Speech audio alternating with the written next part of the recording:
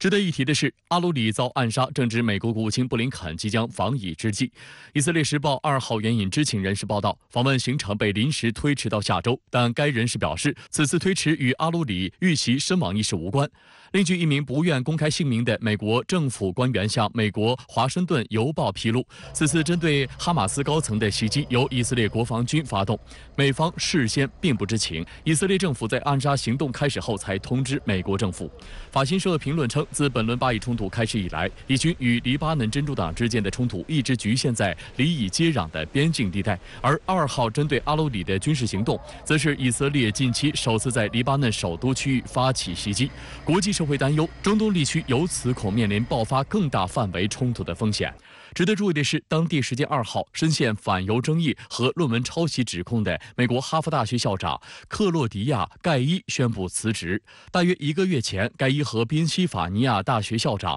麻省理工学院校长共同出席美国众议院有关高校反犹主义的听证会。3位校长因拒绝直接回答有关是否会惩罚发表反犹言论学生的问题，遭到保守派的强烈抨击。宾夕法尼亚大学校长马基尔在听证会后仅4天就宣布辞职。盖伊尽管得到700多位学术权威和哈佛教职人员的力挺，但随后保守派以其论文涉嫌抄袭为由，再次要求哈佛将其解职。利剑出击，全民反诈特别策划“反诈正行动”正在播出。上周，17岁的中国留学生在美国犹他州失踪，引发了多方的关注。好在中美警方合作，很快就找到了这个留学生。经查明，这是一起双向进行的虚拟绑架电诈案。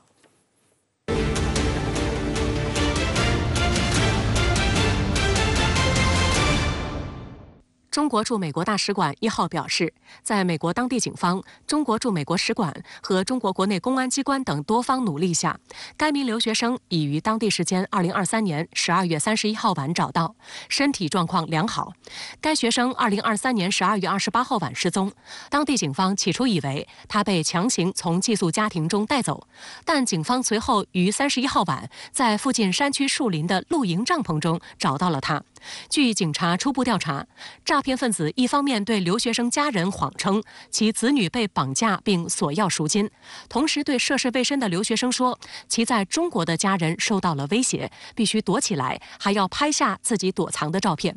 这张照片让孩子家长深信不疑，整个骗局形成闭环。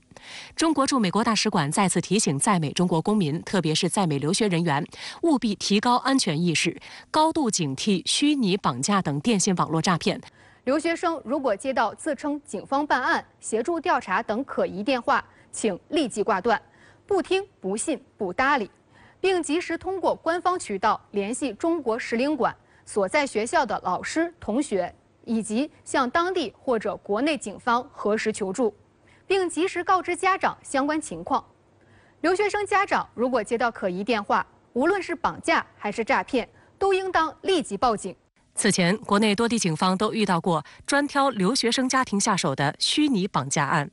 北京朝阳警方1个多月前接到市民黄女士的报案，对方称黄女士在国外读书的儿子被绑架，索取50万赎金，否则孩子性命不保。要50万，要50万。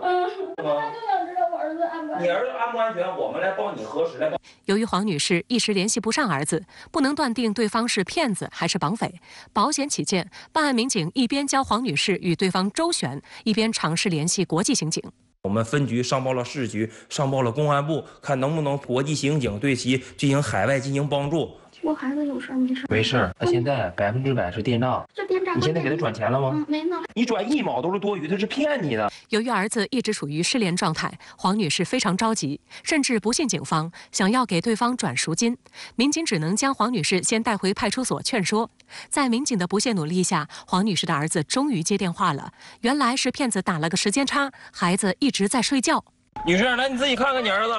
来唠唠，看见了吗？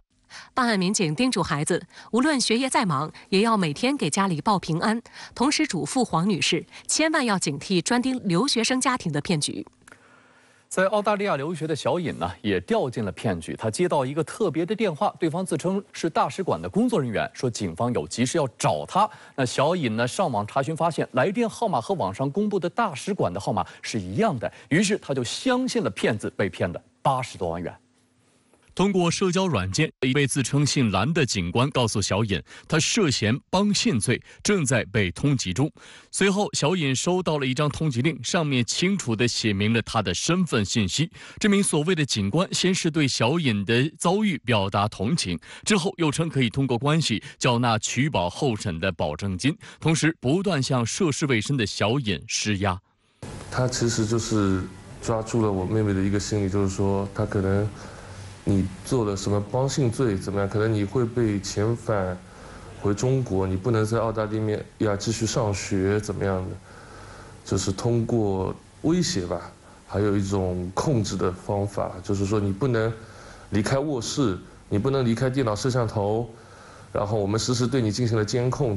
由于对方曾用和大使馆相同的号码给小尹来电，人在海外的小尹很快放松了警惕，逐步相信了对方的说辞。为了不让远在国内的家长担心，小尹编造了各种理由，多次向父母要钱，前后共向犯罪分子汇款了86万元。得知父母到处借钱给海外留学的妹妹转账，小尹的哥哥意识到妹妹可能遭遇了电信诈骗，赶忙报警。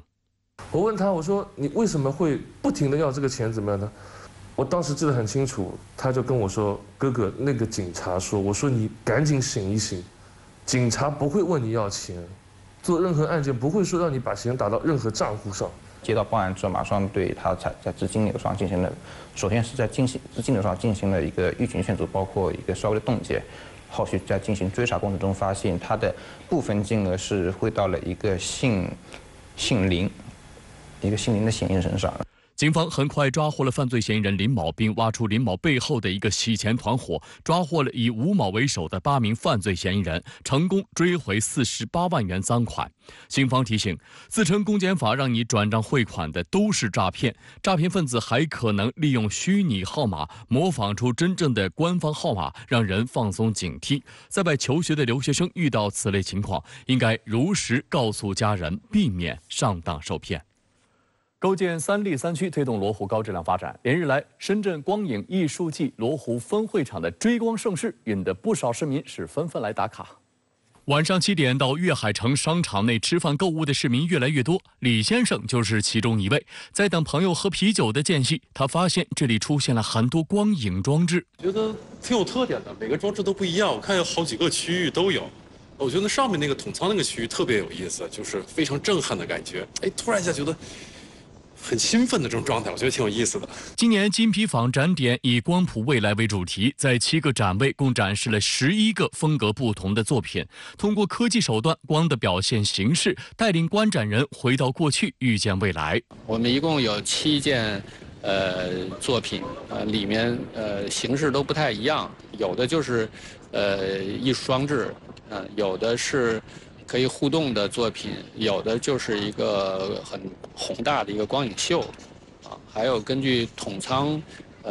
这个特别的形状去创作的这个艺术内容，种类很多，完全和这个场地做了一个有机的结合。除了金皮坊，罗湖今年围绕月光、珠影、万象无界这一主题，在笋岗中心花园、深圳万象城、金光华等地分别设置展点，为罗湖夜经济注入新活力。